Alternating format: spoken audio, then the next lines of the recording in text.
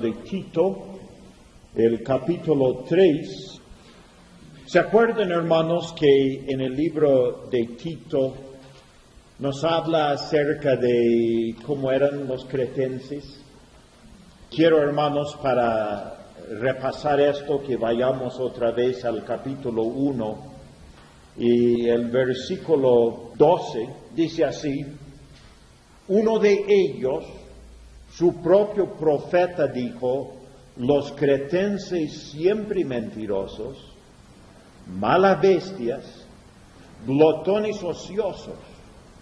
Este testimonio es verdadero, por tanto repréndelos duramente para que sean sanos en la fe.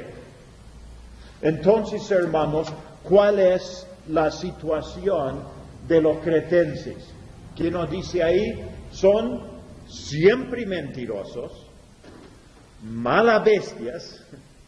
¿Cómo es que su profeta les habla a ellos? Un poco fuerte. Y dice, glotones ociosos. Creo, hermanos, que cuando leemos acá en el versículo 1 del capítulo 3 en adelante, vamos a ver parte de esto de ser malas bestias. Pablo los va a reprender duramente acá. Les va a hacer ver donde ellos están fallando y cómo necesitan ellos corregir su forma de ser. Vamos a leer acá, entonces, en el capítulo 3, los versículos 1 y 2. Dice: recuérdales que se sujeten a los gobernantes y autoridades, que obedezcan, que estén dispuestos a toda buena obra, que a nadie difamen, que no sean pendencieros, sino amables, mostrando toda mansedumbre para con todos los hombres. O sea que se ven, hermanos, como él está queriendo contrarrestar esa tendencia de los cretenses de ser descontrolados, malas bestias. ¿Qué es lo que dice? Recuérdales que se sujeten a los gobernantes y autoridades. Hermanos, hay algunas tendencias en algunas iglesias, no tanto acá, pero en algunas iglesias, de ser criticones del gobierno, de sentir de que no deberían ellos de someter, que el gobierno, dicen ellos, es del diablo. Pero, ¿qué es lo que dice acá el apóstol Pablo a los cretenses? Que ellos deberían de sujetarse a los gobernantes y a las autoridades. O sea, debería de haber sumisión al gobierno. El gobierno es establecido ¿por quién, hermanos? Por Dios. Esto es lo que nos dice en Romanos capítulo 13. Que los gobiernos son establecidos por Dios para nuestro bien. Es parte de la autoridad de Dios sobre nosotros. Ahora, es cierto, hermanos, que hay momentos cuando tenemos que desobedecer a la autoridad. ¿Cuándo es? Cuando ellos van en contra de la palabra de Dios. Cuando ellos ordenan al creyente hacer algo que Dios prohíbe, o cuando prohíben algo que Dios ordena. Entonces, en estos casos, necesitamos obedecer a Dios antes que los hombres.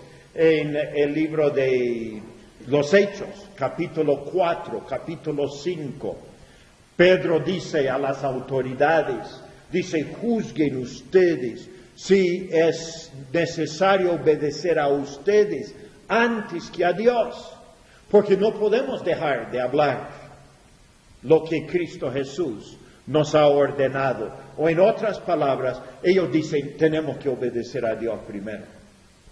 Pero hermanos, el asunto de gobierno es ordenado por Dios. No podemos evitarlo. Y entonces acá tenemos esta palabra a los cretenses, que ellos deberían de sujetarse a los gobernantes y autoridades, que obedezcan, que estén dispuestos a toda buena obra. Ahora, ¿qué es la buena obra? O sea que ya hemos visto esto como una de las buenas obras que deberíamos de hacer. ¿Qué buena obra sería acá? Hermanos, en los pueblos tenemos las faenas comunales. A veces la limpieza de la calle. Algunas veces el hacer acequias. Y algunas veces arreglar los caminos. ¿No? Algunas veces las faenas para los colegios. ¿Son buenas obras o no son? Son buenas obras. Y a veces lo hacen en un momento inconveniente para el creyente. A veces lo hacen a la hora de la reunión. Pone a los creyentes en conflicto. Pero hermanos, el principio de hacer buenas obras, de colaborar, debería de ser parte también de nuestra vida. Entonces, deberíamos nosotros de poner a Dios primero, es cierto, pero no rebelarnos en contra de las buenas obras que deberíamos de estar haciendo. Ahora, nos dice acá, en el versículo 2, que no difamen, que a nadie difamen, que no sean pendencieros. Y hay algunos hermanos que son revoltosos. Están dentro de estos movimientos de revuelta. Bueno, dice acá, no seas pendenciero. No difamen. Cuidado de que nosotros no estemos criticando por gusto a nuestras autoridades. Sino más bien, hermanos, deberíamos de aprender esta actitud de sumisión. Yo no lo digo por mí, hermanos. Lo digo por la palabra de Dios. Que Él nos ordena esto. Dice que deberíamos más bien ser amables, mostrando toda mansedumbre para con todos los hombres. Entonces, hermanos, aprendamos nosotros a vivir con este espíritu cristiano, este espíritu de Cristo, la amabilidad, la mansedumbre que necesitamos nosotros para adornar la doctrina del Señor Jesucristo. Dios dice que deberíamos de orar por nuestros gobernantes. Si hay situaciones difíciles, entonces, ¿creemos que Dios escucha nuestra oración o no? Cuando el pueblo de Israel estaba dentro de Egipto, esclavos dentro de aquella tierra, ¿qué hicieron ellos?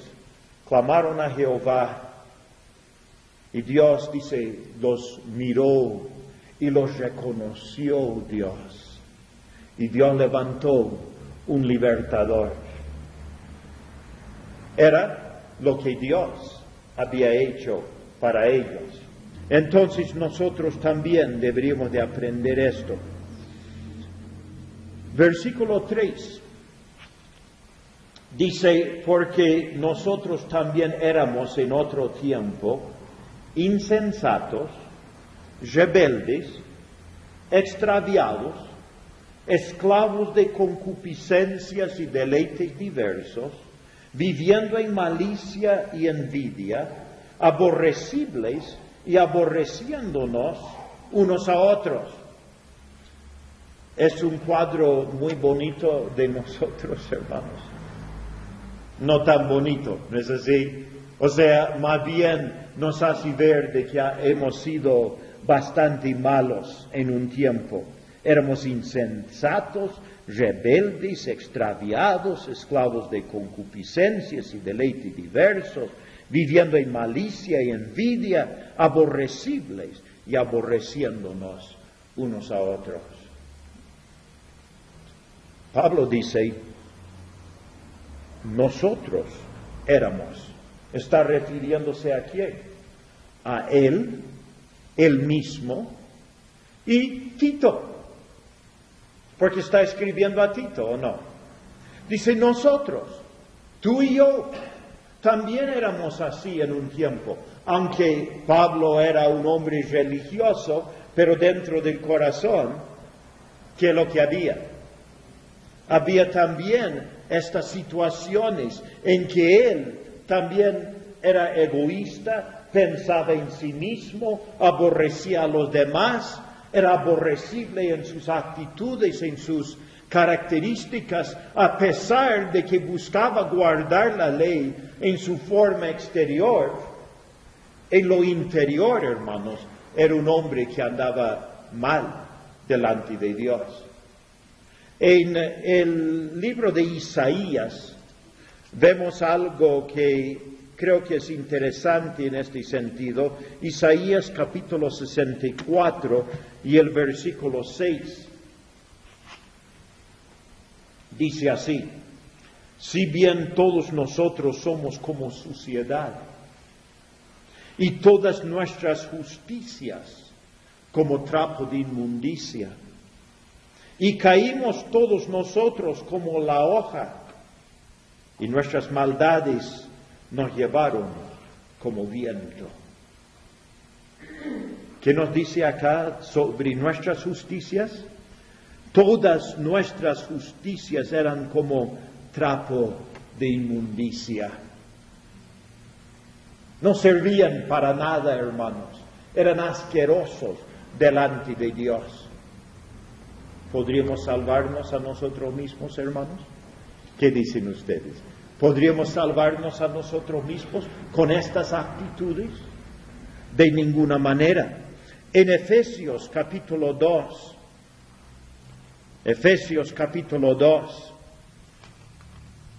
y el versículo 12, dice: en aquel tiempo estabais sin Cristo, alejados de la ciudadanía de Israel y ajenos a los pactos de la promesa, sin esperanza y sin Dios en el mundo. Pero ahora en Cristo Jesús, vosotros que en otro tiempo estabais lejos, habéis sido hechos cercanos por la sangre de Cristo. Y el versículo 2 dice, hablando acerca de nuestros delitos y pecados en los cuales estábamos muertos, dice: en los cuales anduvisteis en otro tiempo, siguiendo la corriente de este mundo, conforme al príncipe de la potestad del aire, el espíritu que ahora opera en los hijos de desobediencia, entre los cuales también todos nosotros vivimos en otro tiempo en los deseos de nuestra carne, haciendo la voluntad de la carne y de los pensamientos, y éramos por naturaleza hijos de ira, lo mismo que los demás. ¿Qué nos dice acá? Dice: entre los cuales también todos nosotros vivimos en otro tiempo. ¿Cuántos justos hay, hermanos? Ni uno.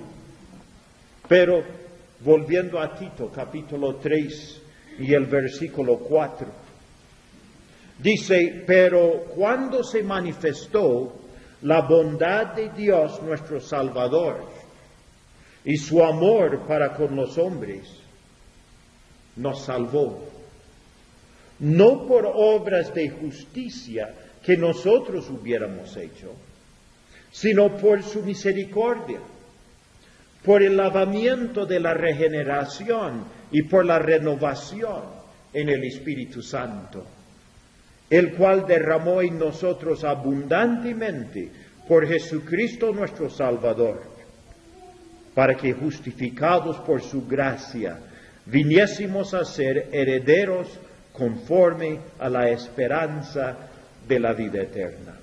Hermanos, cuando estábamos nosotros en aquella situación tan horrible,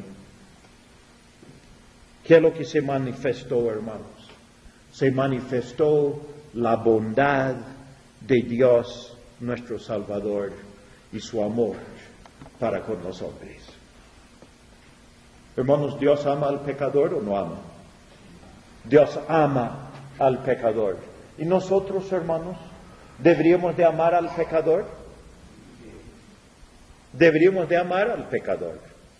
No deberíamos de amar su pecado. Dios no ama nuestro pecado.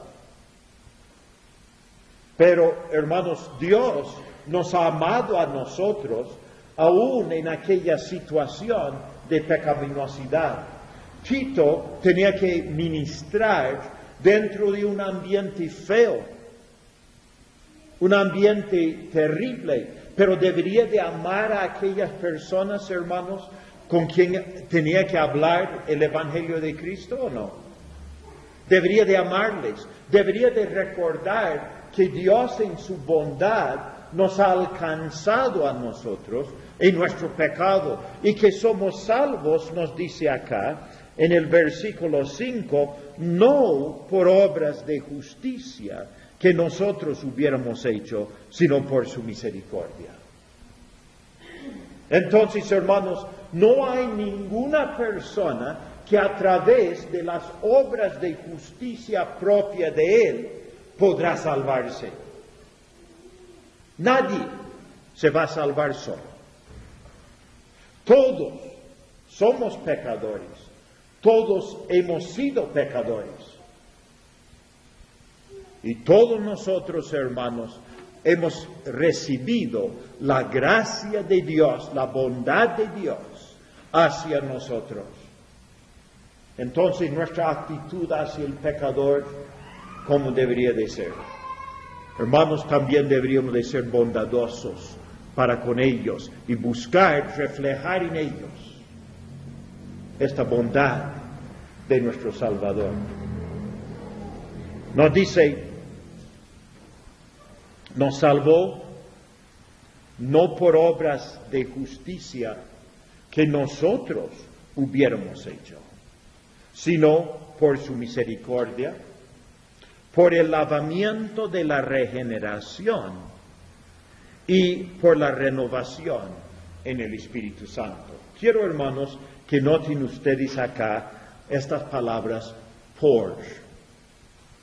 Versículo 5, nos salvó no por obras de justicia que nosotros hubiésemos hecho. El medio, hermanos, de nuestra salvación no es nuestras obras de justicia,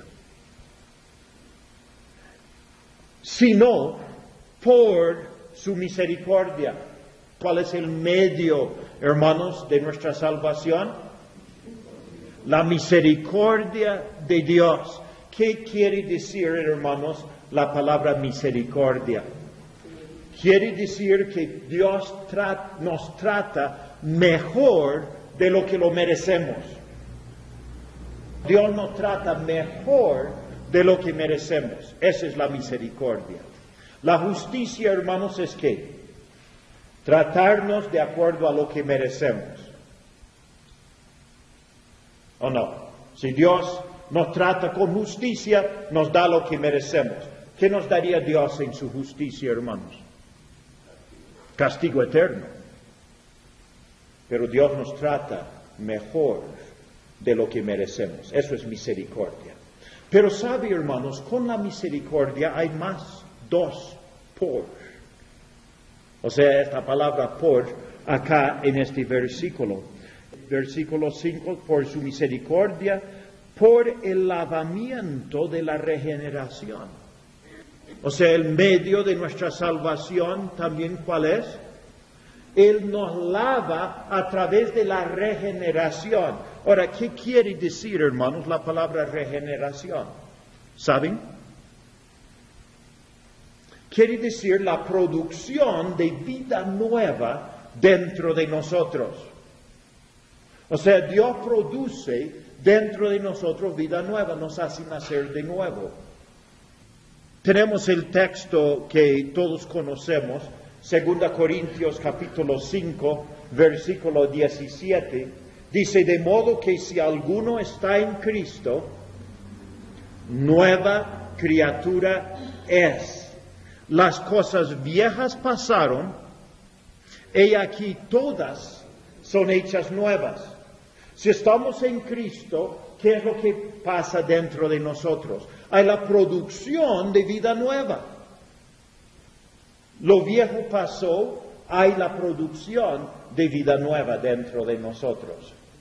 Otro texto que conocemos también, Juan capítulo 3, y los versículos 5 y 6, dice Juan 3, versículos 5 y 6, dice, respondió Jesús, de cierto te digo, que el que no naciere de agua y del Espíritu no puede entrar en el reino de Dios. Lo que es nacido de la carne, carne es, y lo que es nacido del Espíritu, Espíritu es. No te maravilles de que te dije, os es necesario nacer de nuevo. Hermanos, es necesario que vida nueva dentro de nosotros. Y esta vida nueva produce ¿qué? Según el texto que hemos leído acá en Juan. El Espíritu Santo. El que es nacido de la carne, carne es. El que es nacido del Espíritu, Espíritu es. Es necesario nacer de nuevo. Y sin esto, hermanos, sin esta regeneración, sin este nuevo nacimiento que lava nuestra forma de vivir, uno no puede ser salvo. O sea, sin esto no puede uno ver el reino de Dios. ¿No es esto lo que dijo Jesucristo a Nicodemo? Si no nacieres de nuevo, no puedes ver el reino de Dios. Entonces vemos que el Espíritu Santo, hermanos, tiene que regenerarnos y a través de esto nos lava de nuestros pecados. Hay algunos otros textos que podríamos leer en este sentido. Santiago, por ejemplo, 1:18.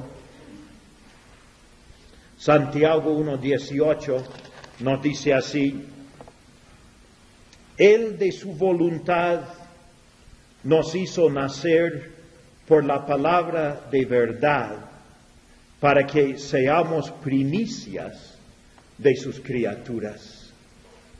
Ahora acá no es el Espíritu Santo, sino es que lo que nos da el nuevo nacimiento, la palabra de verdad. Pero ¿con qué razón nos hace nacer de nuevo? Para que seamos las primicias de sus criaturas.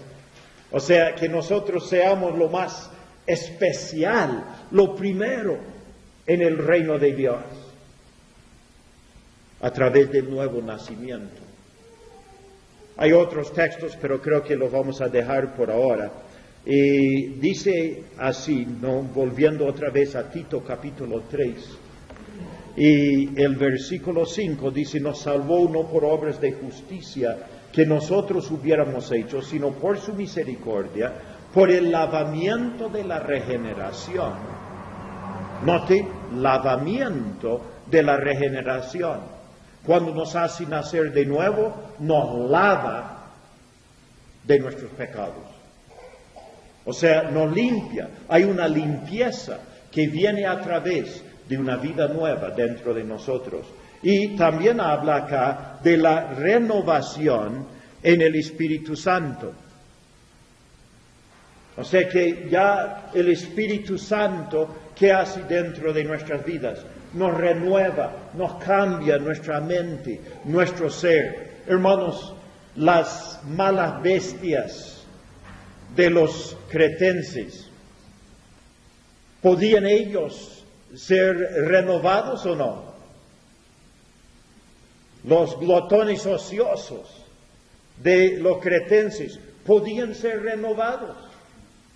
Podían ser renovados, hermanos. ¿A través de qué? El Espíritu Santo llegando a la vida de ellos. Entonces, hermanos, ¿quién hace esta obra? ¿El hombre o Dios? Dios es el quien hace esta obra. Como nos dice acá, pero cuando se manifestó la bondad de Dios nuestro Salvador y su amor para con los hombres, nos salvó. Dice, por su misericordia, por el lavamiento de la regeneración y por la renovación en el Espíritu Santo. Ahora, esta renovación en el Espíritu Santo, versículo 6 dice, el cual derramó en nosotros abundantemente por Jesucristo nuestro Salvador. El Espíritu Santo, hermanos, ¿cómo nos fue dado?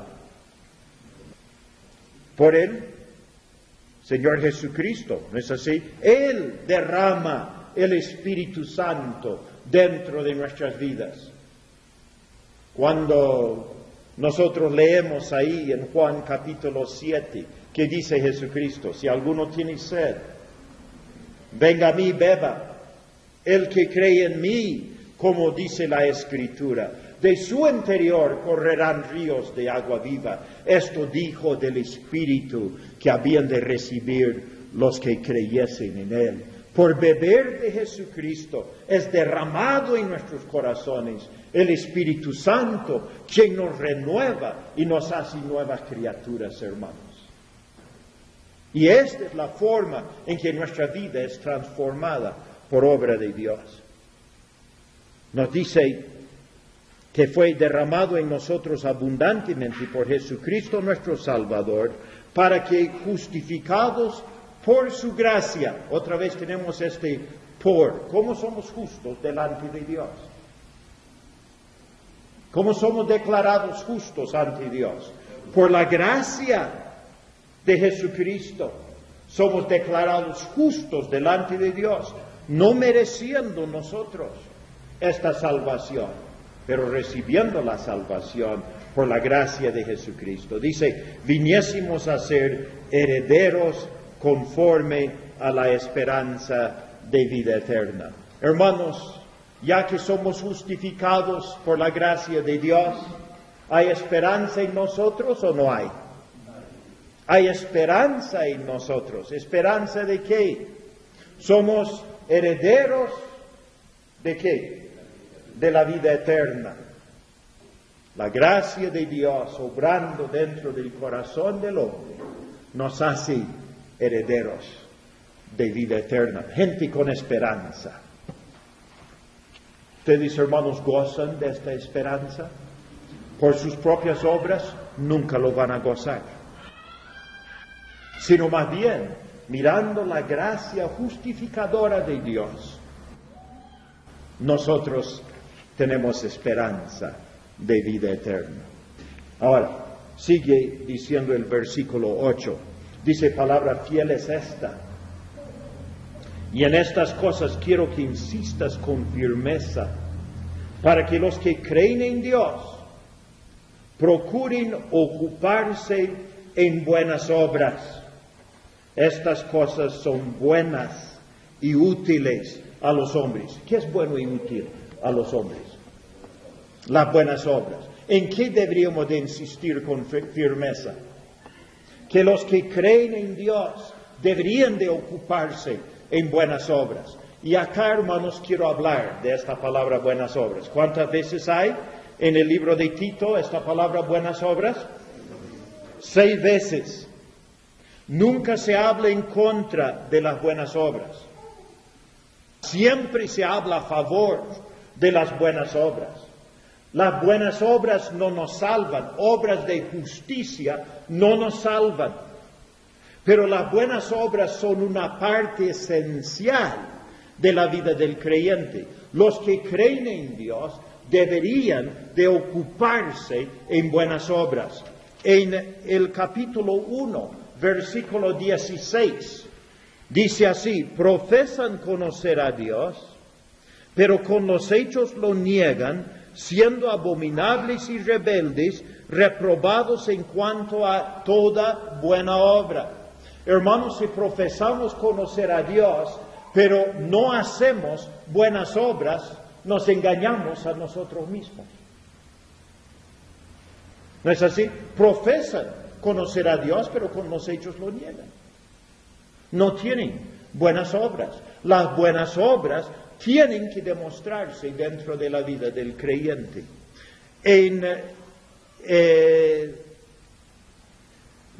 el capítulo 3, el versículo 13, vamos a ver un ejemplo de buenas obras y después vamos a hablar un poco más sobre ¿Qué clase de buenas obras deberíamos de estar haciendo? ¿Ya?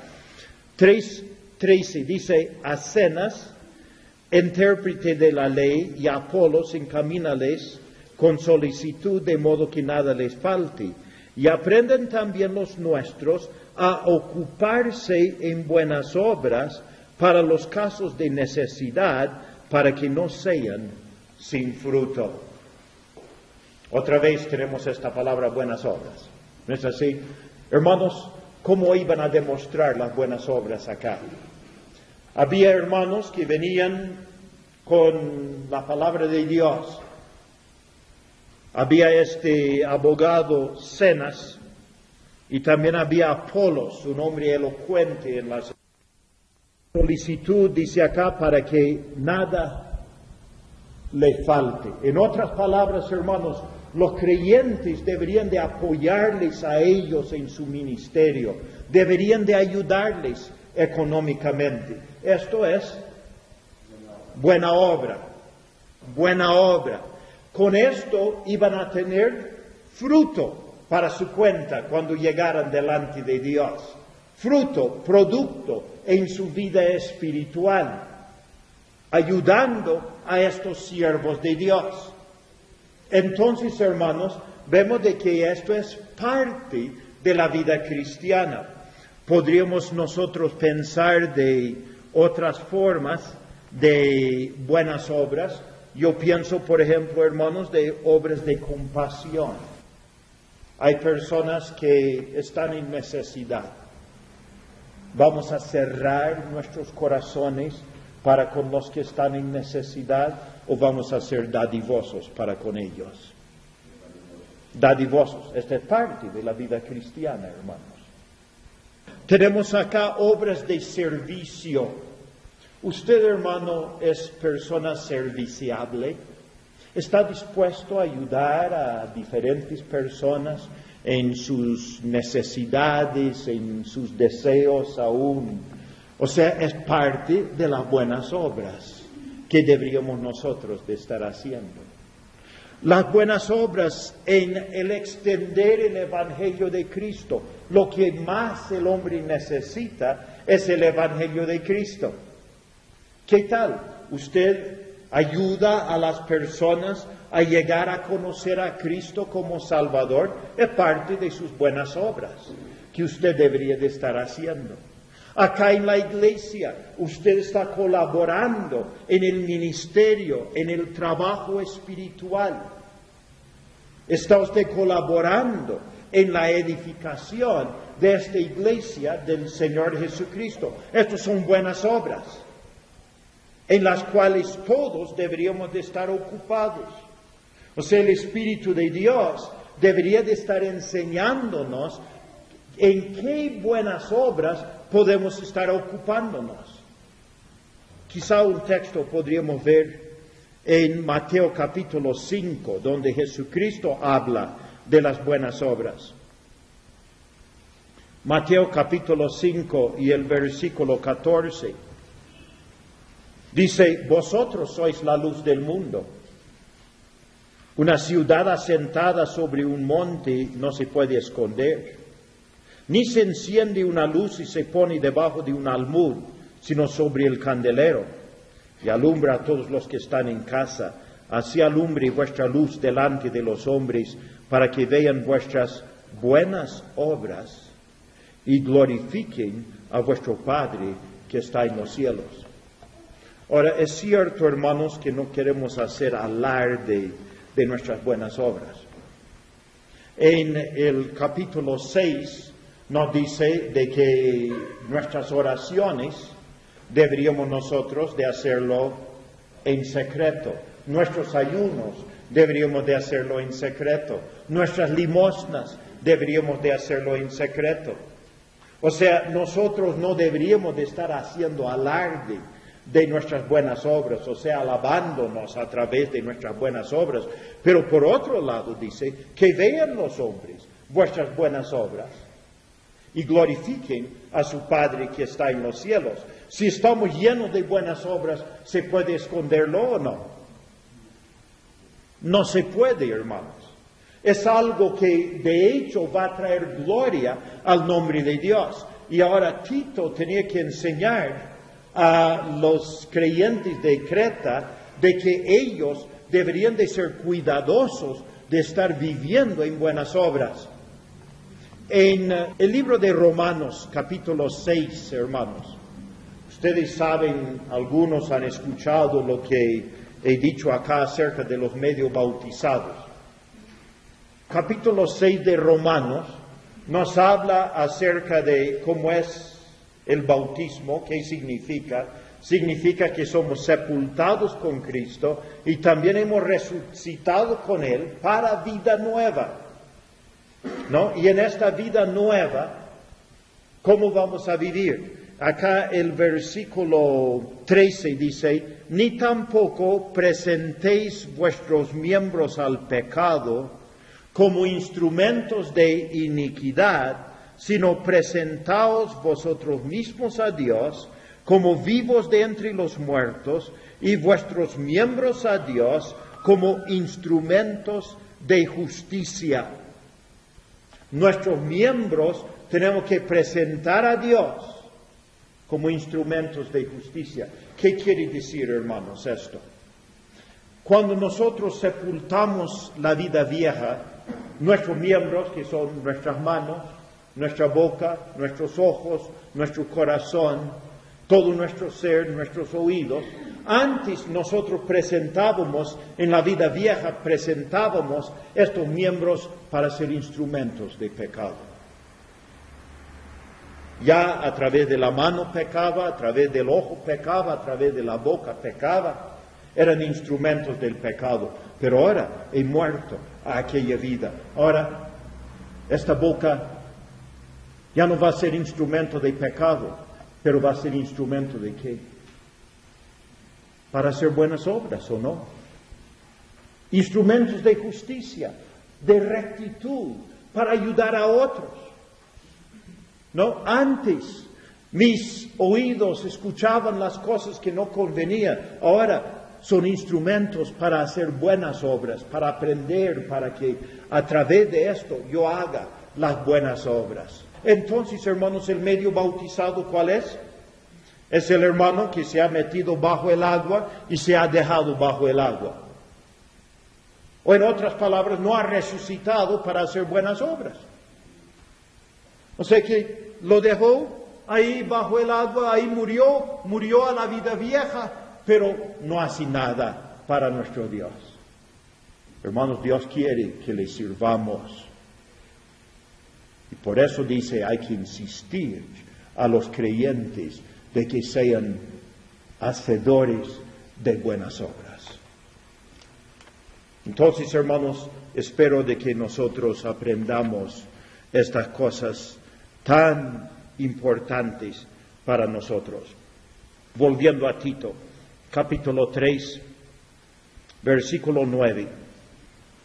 Dice, pero evita las cuestiones necias y genealogías y contenciones y discusiones acerca de la ley, porque son vanas y sin provecho. ¿Qué hay que evitar? Cuestiones necias. Hermanos, no vamos a estar acá discutiendo sobre tonterías. No vamos a estar acá discutiendo sobre genealogías. Hermanos, ¿dónde está la última genealogía en la Biblia? ¿Saben? Lucas capítulo 3. ¿De qué habla? Habla de los antepasados de nuestro Señor Jesucristo. Traza la historia hasta Adán. Jesucristo es descendiente de Adán, pero también de Eva. Y entonces, hermanos, traza esta descendencia para que veamos nosotros de que Jesucristo es el Salvador que se prometió en el capítulo 3 de Génesis. Una vez que ha venido este Salvador, ya no es importante, hermanos, de qué raza somos, de qué descendencia somos. Lo importante es estar relacionado con el Señor Jesucristo. Esto es lo importante. Y si estamos en Cristo, entonces nosotros somos hijos de Dios, nuevas criaturas, caminamos en los caminos del Señor. Entonces, hermanos, olvídese de las genealogías. Dice, deja las contenciones, no estemos discutiendo. Y dice acá también que hay que evitar las discusiones acerca de la ley. Hermanos, en aquel tiempo había muchas discusiones acerca de la ley. Hoy en día hay muchos que discuten el asunto. Hermanos, quiero decirles una cosa bien clara. No estamos bajo ley, sino bajo gracia. Deja las discusiones acerca de la ley. Es lo que está diciendo acá. Son vanas y sin provecho. Versículo 10. Al hombre que cause divisiones después de una y otra amonestación, deséchalo, sabiendo que el tal se ha pervertido y peca y está condenado por su propio juicio. Quizá, hermanos, una de las cosas más serias dentro de la iglesia son las divisiones. Los demás pecados necesitamos corregirlos, tener paciencia con nuestros hermanos, corregirlos con paciencia. Acá dice, con una y otra amonestación, deséchalo. Si todavía hay divisiones, discusiones sobre algún punto, entonces, hermanos, se desecha al divisionista. Es lo que nos dice acá la palabra de Dios. Dice, él se ha pervertido y peca y está condenado por su propio juicio. Romanos nos dice algo parecido en el capítulo 16. No, Romanos 16, el versículo 17 en adelante. Dice, mas os ruego, hermanos, que os fijéis en los que causan divisiones y tropiezos en contra de la doctrina que vosotros habéis aprendido y que os apartéis de ellos. Porque tales personas no sirven a nuestro Señor Jesucristo, sino a sus propios vientres, y con suaves palabras y lisonjas engañan los corazones de los ingenuos. Porque vuestra obediencia ha venido a ser notoria a todos, así que me gozo de vosotros, pero quiero que seáis sabios para el bien e ingenuos para el mal. Y el Dios de paz aplastará en breve a Satanás bajo vuestros pies. La gracia de nuestro Señor Jesucristo sea con vosotros. Hermanos, los cristianos de Roma, su fidelidad era notorio, pero no faltaba aquellas personas que estaban ahí para disuadir a los hermanos, dividirlos, impedir de que vayan adelante en aquel camino del Señor. Y dice, después de una amonestación, desecha a los divisionistas. Después de una y otra amonestación. Volviendo a Tito, versículo 12. Dice, cuando envíe a ti a Artemas o a Tíquico, apresúrate a venir a mí en Nicópolis, porque allí he determinado pasar el invierno. A Zenas, intérprete de la ley, y a Apolos, encamínales con solicitud, de modo de que nada les falte. Y aprendan también los nuestros a ocuparse en buenas obras para los casos de necesidad, para que no sean sin fruto. Si nosotros, hermanos, leemos a través de las Escrituras, encontramos a este hermano Tíquico, que era un hermano que bastantes veces Pablo lo menciona. Pablo le envía acá y allá. Parece que era como Timoteo, era como Tito, hermano que colaboraba estrechamente con el apóstol Pablo en la obra del Señor. Hay referencias a su vida acá Hechos 20, versículo 4, Efesios 6, 21 y 22, Colosenses 4, 7 al 8, 2 Timoteo 4, 12, todos hacen mención de Tíquico, o sea, un hermano que estaba relacionado estrechamente con el apóstol Pablo. Ahora, vemos nosotros también acá a Apolos, que también aparece algunas veces en las Escrituras. Pero Apolos parece que no era tan sumiso a Pablo.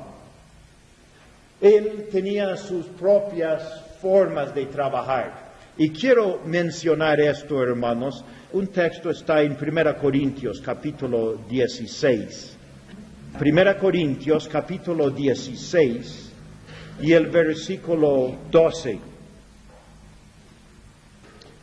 Dice, acerca del hermano Apolos, mucho le rogué que fuese a vosotros con los hermanos, mas de ninguna manera tuvo voluntad de ir por ahora, pero irá cuando tenga oportunidad. O sea que ya él tomaba su propia dirección en cierto sentido, de repente bajo la dirección del Espíritu Santo.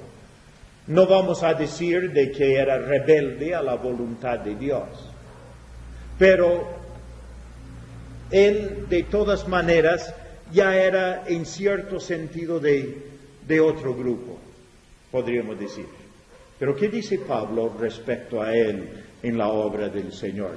Si viene Apolos, ¿qué deberían de hacer? Hay que ayudarle. Hay que colaborar con él en la obra de Dios. No era un divisionista Apolos. En Corinto, en alguna oportunidad, los corintios quisieron hacer de él un divisionista. Algunos decían, yo soy de Pablo, otros decían, yo soy de Cefas, otros decían, yo soy de Apolos, y otros decían, yo soy de Cristo. Pero Apolos no estaba apoyándoles en esta idea, ni Pablo. O sea, ellos estaban trabajando para un Señor. ¿Y cuál es su Señor? El Señor Jesucristo.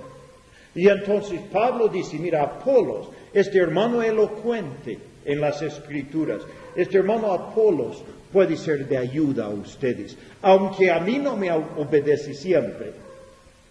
Aunque él no hace siempre lo que yo creo que sería mejor. Pero de todas maneras es un siervo de Dios. Ayúdale. ¿Pablo tenía el espíritu divisionista o no? No. ¿Quién era la cabeza de la iglesia? Cristo, no Pablo. Y yo creo que esto es importante, hermanos, que nosotros comprendamos. Nadie de los hombres es cabeza de la iglesia. ¿Quién es? Jesucristo. Y entonces obedezcamos a Él y colaboremos con su obra del Señor Jesucristo. Versículo 15. Dice, todos los que están conmigo te saludan. Saluda a los que nos aman en la fe. ¿A quién iba a saludar Timoteo? A los que nos aman en la fe. De repente había algunos que no los amaban. A Pablo. Decían de repente que Pablo era muy duro, muy exigente. No le amaban a Pablo. Pablo dice, bueno, saluda a los que nos aman. Los que van a apreciar el saludo. A los demás, bueno, ya ellos se verán por ellos. Pero a los que nos aman en la fe, salúdales. Estamos nosotros ahí queriendo ir adelante en este camino de Dios. Ellos van a apreciar el saludo que yo les envío. Y dice, la gracia sea con todos vosotros. Amén. Otra vez, como al terminar el libro de 2 Timoteo, dice, aunque la carta es para uno, la gracia es para todos. La gracia es para todos. La carta quizá para unos, pero la gracia para todos. Y entonces, hermanos, esta carta también llega a nosotros y espero con gran bendición para nuestras vidas. Hay otras doctrinas que quizá deberíamos de mencionar. Uno nomás, quiero que noten, en el versículo 4, voy a hacer una mención nomás de ello, dice, pero cuando se manifestó la bondad de Dios nuestro Salvador y su amor para con los hombres, nos salvó. ¿De quién habla? De Dios. ¿Será Dios el Padre? Parece que es Dios el Padre. En el versículo 5, nos salvó no por obras de justicia que nosotros hubiéramos hecho, sino por su misericordia, por el lavamiento de la regeneración y por la renovación en el Espíritu Santo. ¿Quién está ahí? Espíritu Santo. Dice, el cual derramó en nosotros abundantemente por Jesucristo, nuestro Salvador. ¿Quién está ahí? Jesucristo. Tenemos Padre, Espíritu Santo, Hijo, en una sola porcioncita. ¿Los tres están involucrados en nuestra salvación? Sí. Entonces, hermanos, hay varios sitios en las Escrituras que vemos esto, ¿no? Padre, Hijo, Espíritu Santo, los tres relacionados el uno con el otro en esta obra de redención nuestra. Los que nos acusan falsamente, diciendo de que somos seguidores del Papa al creer en la Trinidad, deberían solamente de leer las Escrituras y van a ver esta doctrina tan importante. Vemos la divinidad de Jesucristo en esta porción, ya lo vimos en el capítulo 2. Y ahora vemos al Padre, al Espíritu Santo y al Hijo trabajando juntos para nuestra salvación. Entonces, esto solamente lo menciono, hermanos, como para terminar el estudio ahora. Ya después de repente lo vamos a ampliar más ampliamente. Entonces, hermanos, que Dios los bendiga. Espero que haya sido de provecho para nuestras vidas.